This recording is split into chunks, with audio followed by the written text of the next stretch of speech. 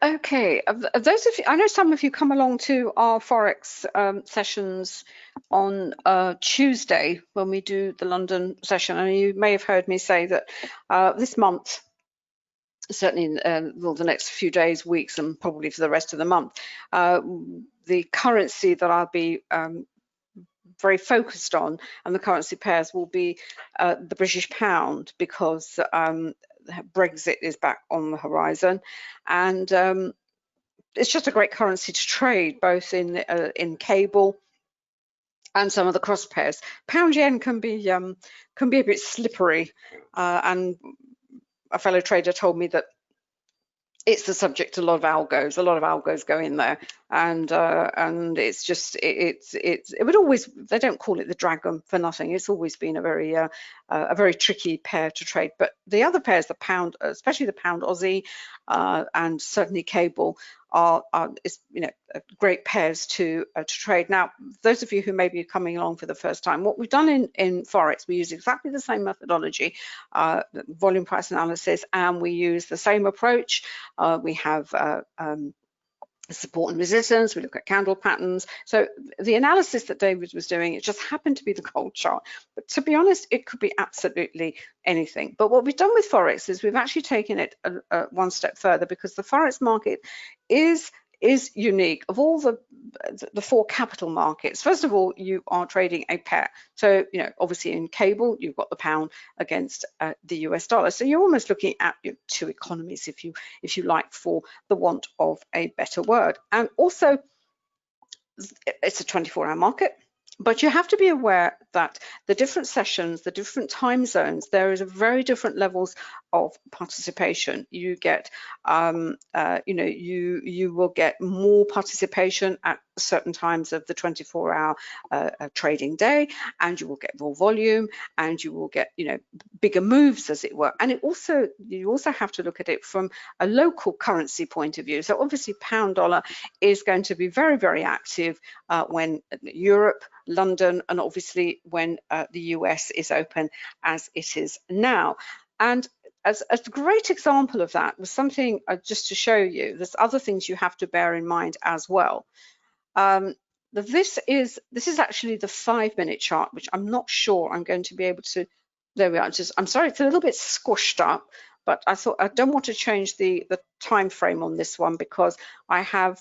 This is what we call our tick speed ometer, and what it does, it's a bit like the time in sales. Actually, you have this color coding here. When it's green, there's lots and lots of activity. Orange is not so much, and when it's red, as it is now, everything has kind of slowed down in the market. Maybe it's just, in anticipation of a piece of news. Maybe it's the time of the trading day, as it is now. But you do occasionally get a little burst as it comes through. But if you look over here to the start of the London session, oops, just go back again. Hold on a minute. There we are. We've got here. This is London here at 8 o'clock. This is where you've got Europe. You can see here we had volatility, because we had the volatility trigger. Look under here, a lot of green. Obviously, activity picks up, and you have a lot of volume coming in, and then it kind of dies away a little bit, as we see here, between 9 o'clock and then about 11:30. Sometimes it does. Usually between this time there are pieces of news which will be, driving the pair forward. A lot of UK news, if there's the BOE or what have you, etc., etc. But if there isn't, it can go into just sideways, moving up, coming back down, testing various levels. It was around the volume point of control here for some considerable time, and then you can see the activity suddenly pick up here as the US market starts to open 1300, 1330, and obviously the main market opens at 1400. And you can see lots of volatility coming in, lots of volume coming in. The green comes in. You can see here lots of anomalous candles. We've got big spreads, volatility, ton of volume. Nothing happens. It actually goes the other way. Big drop. You can have these really quite big oscillating moves in a pair such as cable, and these are all eminently tradable. As you can see here, break from the volume point of control, then a reversal. It's practically a V-shaped reversal straight back up to the volume point of control and down again, and then gradually the oscillations start to get the waves. If you look at these in terms of waves that are rolling forward, so you have a big wave, and then as the wave comes into shore, it gets smaller and smaller, simply because the energy that was in this initial move is beginning to die down, and also it coincides with the time of day as well. Now, what we've done to help us select the currency and currency pairs, what we've done is we have taken the flows into the individual currencies and represented them with these individual lines on our currency. We call it a strength indicator, but in fact, it's a flow indicator. So we can see when the flows are going into an individual currency, and we see, well, is it being bought? Is it being sold? Is it overbought? Is it oversold? Obviously, overbought and oversold, you've got potential for reversals. And then we've paired that up with the actual pairs themselves. This is what we call our matrix. We see which are the pairs that are strongest, which are weakest. It takes the data from the CSI and it ranks them, and you get these numbers as well to give us an indication of whether that's a strong move or not such a strong move. And what we will be doing with this indicator is we will be highlighting whether the values that are shown here at the top and the bottom, is that an average value, or is it a high value, or is it a low value? Because all the time when we're traders, we're trying to get a sense of, is there a bit of momentum in the move? Are things moving along? And we've also developed what we call the array indicator, which is it's more like a trend indicator. It tracks more the trend of a pair.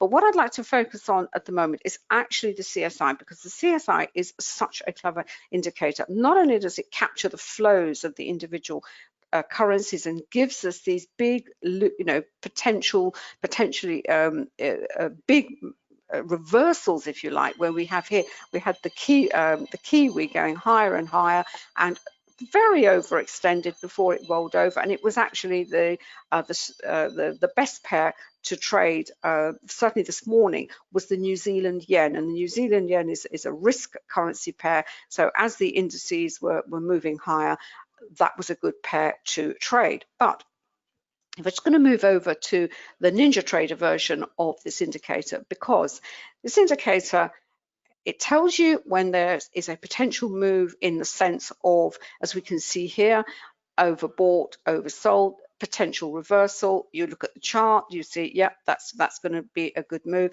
And then, like all moves, it kind of goes sideways a bit, and then it perhaps goes when they go parallel to each other, and that usually signals that it is in congestion. But there is one aspect to this indicator which is really, really clever, and that is when you get a cross. When the pair has been in a congestion move and you get a cross on the indicator, that is usually a really good signal to tell you that this particular pair is possibly going to break away from congestion. I've been looking at this certainly on, I use the 10-minute chart, I use the 3-minute chart, and I also use an hourly chart. What this indicator also has, it's got an alert system on there.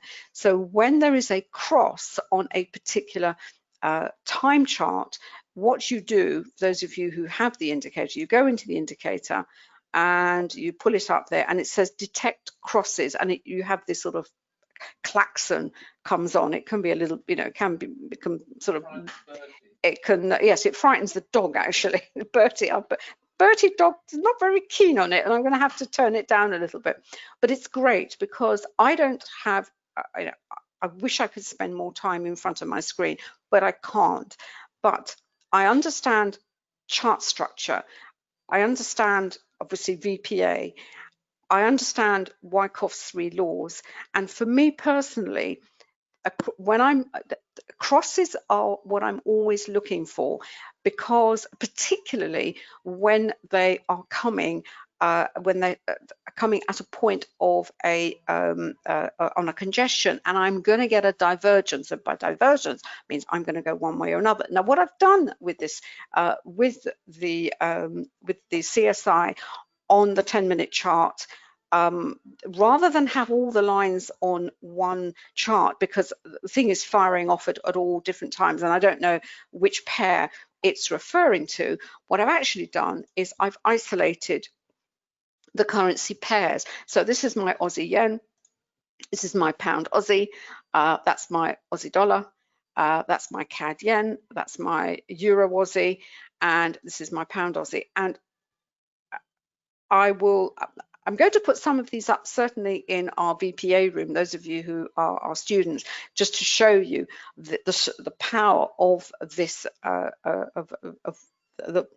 of this approach to using the CSI, because it really does help you with, first of all, you don't have to be tied to your screen. I think on MT5, you can set it up on MT5 as well. It's a little bit more complex on MT5, and I think you've got the option of actually having the alert coming on your phone. It's not something I've done myself because I just haven't had time. I'm just using it on Ninja at the moment, and I'm just looking at cable. It's just an alert. It just tells me something is going on in this particular time frame. I should pay attention to it, because I'm not often, when I see this and you see this at these lovely reversals, I possibly wasn't at my screen for whatever reason. Maybe I was, doing an email, or my grandson was here, or something. But at least with a cross, I know that, if something is going to happen, and I also know that the likelihood is the price action would be in a congestion phase, and in a congestion phase, following a congestion, that is where trends are born. Now, I'm just going to push this back to a normal, because I just want to finish up with, this is a little bit more I want to tell you about about cable. Now, we know cable is more actively traded at certain times of the trading day, and you can do this research. This is what I suggest. This is what we suggest to our students, and I suggested it on Tuesday as well. And I'll probably revisit this in subsequent webinars, because we have people joining all the time. You want to give yourself the best possibility of, when you see a setup on a chart, that is actually going to follow through.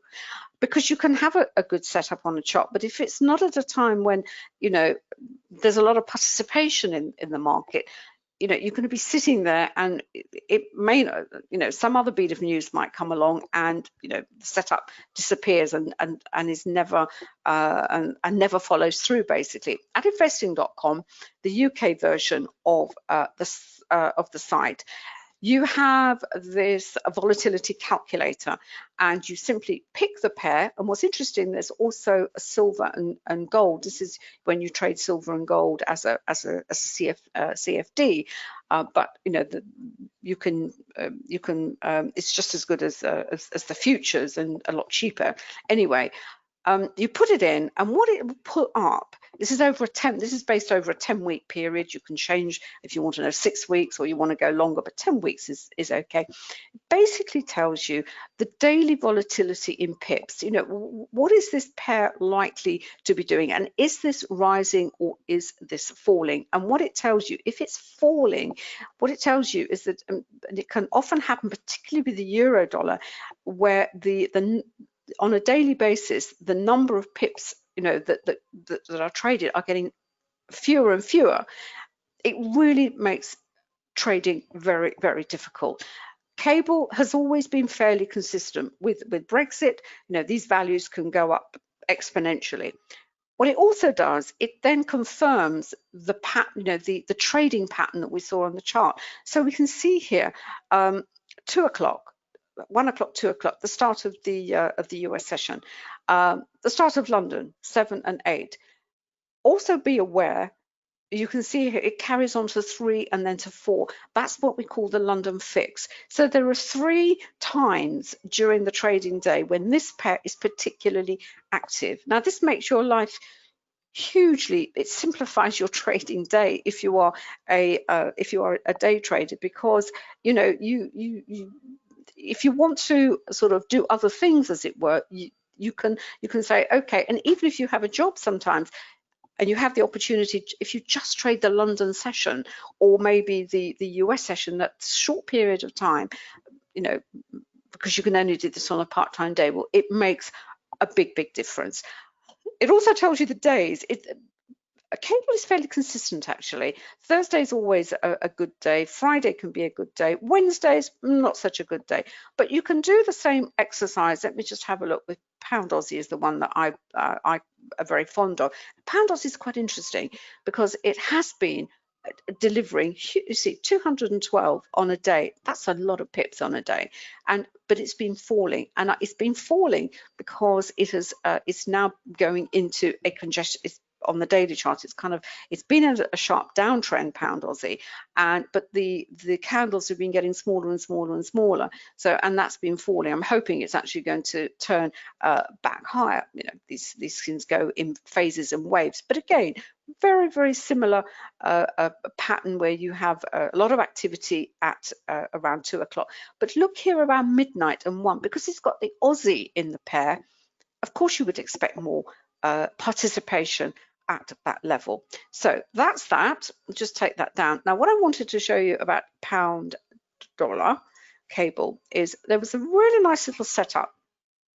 Came in on the 3-minute chart. It was also a little cross alert on the CSI, and it was this. There was a sort of a breakaway lower from the volume point of control. It's only the 3-minute chart, and we can see here we've got the break, we've got the candles coming down, and we had reasonable volume, and the volume, you know, consistent with what. So suddenly it hit this the support level here. This is volume-based support off the volume point of control here. These are these sort of lines, these shaded areas that we have here. This is support based on volume. The hatched lines is support and resistance based on price. And I thought, oh, well, that's interesting. It suddenly just came to a halt. And this is where you have to look at multiple time frames. You also have to go and look at the Camarilla in multiple time frames. And two things that came. As I said, I use the 3, the 10, and I also use the hourly chart. The hourly chart is like my benchmark chart. The hourly chart is interesting because we've had a lot of volatility in this pair, as we saw on the 5-minute chart, and it's been bouncing between the R5 and the R4. And the reason it stopped is it stopped on the R4 on the hourly chart. You know, I said earlier, the 4th level of the Camarilla is a key level.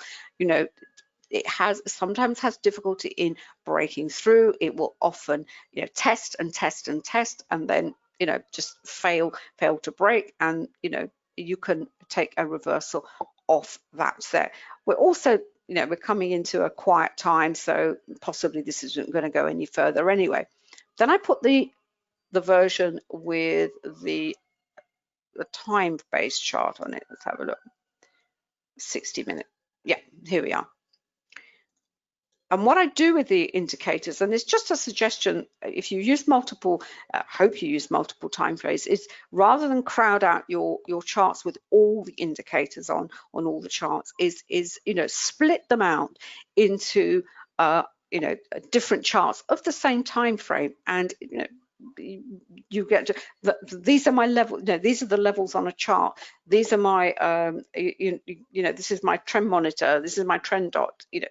Just try not to clutter all your charts, although this one does look a little bit cluttered at the moment because I haven't cleaned it up. But what's interesting is this was the R4 on the hour, but what it also coincided with a very strong level of support, which is the blue hatched line over here. This is our accumulation and distribution indicator. And what this indicator does is every time that level is tested, this hatched line will get thicker and thicker and thicker. And what that means is you're going to have an awful lot of volume if you are going to break further down to the downside. And what's also interesting on the 60-minute chart is the price action is actually still within the spread of the volatility candle. The volatility candle, the high and the low of the volatility candle gives us another level of support and resistance. So it's a bit of a struggle at the moment for pound dollar. And what do we have here? It's going, they're kind of going in, you know, pound is being bought. You know, I can see here, I can go over here and I can isolate it on my matrix, if it will let me do it. Probably not, because I've, oh, there we are. Here we are. And where are we? Well, where is this pound buying at the moment? That I can see this turn up. I can see the dollar's really not going anywhere at the moment, but I can see a turn up in the pound. I can look over here and I can see, well, against the New Zealand, it's certainly. And where is the pound dollar? Let's have a look. There we are. It's sort of, you know, languishing down here, but it's languishing down here because it's at a point on the chart, significant levels on the chart where, you know, it's going to need a little bit of oomph to actually either, you know, reverse off those levels or break lower from those levels. And having all that information, having seen, as I said, this really nice opportunity that came up on the 3-minute chart. It wasn't, you know, it was, for the time of day, it was fine. It was out of the optimal time for trading this pair, but it was a nice, you know, it was a nice little move. The Renko also, you know, highlighted as well, which is our non-time based chart, and it's now I know why it, you know, nothing came of it. In fact, the VPOC has moved down, and this level has also, you can see, has also developed. So we've got price-based support, and now we've got volume-based support, and we've got the trend monitor. So possibly we are now reversing higher. So how you use volume price analysis, our quantum indicators, support and resistance, not just using price-based support and resistance, volume-based support and resistance, and the Camarilla indicator in multiple time frames. I said on Forex, but, you know, as we saw earlier, also on the NQ.